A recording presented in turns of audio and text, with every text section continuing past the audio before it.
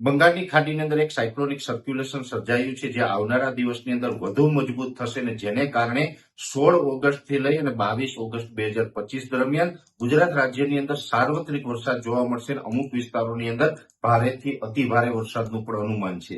આમ જોવા જઈએ તો છેલ્લા 2-3 દિવસથી બંગાળની ખાડીની અંદર એક સિસ્ટમ બની રહી હતી. આજે 13 ઓગસ્ટના રોજ એ સિસ્ટમ છે એ ડેવલપ થઈ ગઈ છે અને અત્યારે એ સિસ્ટમની મૂવમેન્ટ પણ ચાલુ થઈ ગઈ છે.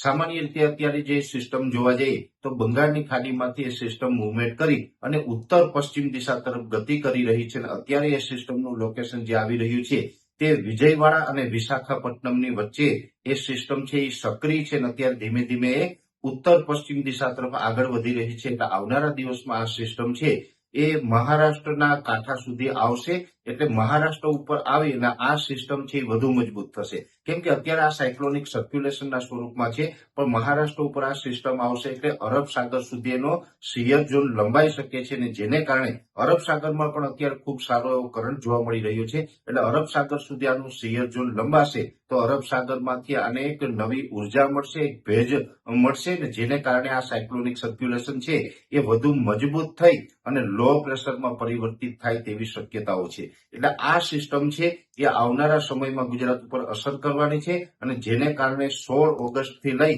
અને 22 ઓગસ્ટ દરમિયાન રાજ્યની અંદર સાર્વત્રિક વરસાદો જોવા મળશે. એટલે કહી શકાય કે ગુજરાતની અંદર 80 થી 90% વિસ્તારોની અંદર સારા વરસાદોનું અનુમાન છે અને એમાં પણ દક્ષિણ ગુજરાત અને સૌરાષ્ટ્રના ભાગોની અંદર ભારેથી અતિભારે વરસાદો જોવા મળે તેવી શક્યતાઓ છે. એટલે ખાસ કરીને દક્ષિણ ગુજરાત અને સૌરાષ્ટ્રના ભાગોની અંદર 5 થી લઈને 10 ઇંચ સુધીના વરસાદોની શક્યતાઓ છે.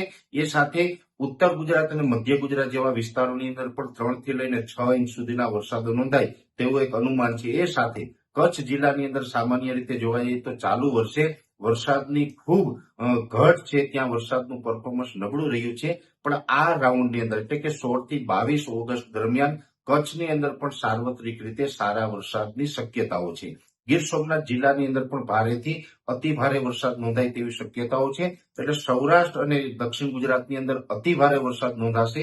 બીજા વિસ્તારોની અંદર મધ્યમથી સારા વરસાદો જોવા મળે તેવું એક અનુમાન છે. આ સિસ્ટમ છે એ ખૂબ ધીમી ગતિએ આગળ ચાલી રહી છે, જેને કારણે લગભગ 5 થી લઈને 8 દિવસ દરમિયાન એટલે કે 16 તારીખથી લઈ અને 5 થી 8 દિવસ દરમિયાન રાજ્યની અંદર અલગ અલગ વિસ્તારોમાં સારા એવા વરસાદો જોવા મળે તેવું એક અનુમાન છે. આ સિસ્ટમ છે એ જ્યારે પણ ગુજરાત ઉપરથી પસાર થાય ત્યારે હળવા થંડરસ્ટોર્મ થવાની સંભાવનાઓ છે, જેને કારણે આ સિસ્ટમના વરસાદોમાં સાથોસાથ ગાજવીજનું પ્રમાણ પણ જોવા મળી શકે છે. એટલે ગાજવીજ સાથે રાજ્યની અંદર સાર્વત્રિક વરસાદનો રાઉન્ડ આવી રહ્યો છે અને આ વરસાદી રાઉન્ડ છે લગભગ 16 તારીખથી ગુજરાતની અંદર ચાલુ થઈ જશે અને આ સિસ્ટમ છે મહારાષ્ટ્ર ઉપર થઈ દક્ષિણ ગુજરાત ઉપર ત્યાર પછીના જે સ્ટ્રોંગ પાર્ટો છે એ દક્ષિણ ગુજરાત સૌરાષ્ટ્ર ઉપર થઈ અને ઉત્તર પશ્ચિમ દિશામાં અરબ સાગરમાં આગળ નીકળે તેવી શક્યતાઓ છે. આ સિસ્ટમ ગુજરાત ઉપરથી પસાર થશે એટલે એનો સેન્ટ્રલ પાર્ટ હશે એ દક્ષિણ ગુજરાત અને સૌરાષ્ટ્ર ઉપરથી પસાર થશે, પણ એનો સંપૂર્ણ જે શિયર ઝોન હોય છે એ દક્ષિણ રાજસ્થાન સુધી જોવા મળશે, જેને કારણે ઉત્તર ગુજરાત હોય, મધ્ય ગુજરાત હોય, કચ્છ હોય કે બીજા અન્ય વિસ્તારો હોય, સાર્વત્રિક ઓલ ઓવર ગુજરાતની અંદર સારા વરસાદોની સંભાવનાઓ છે.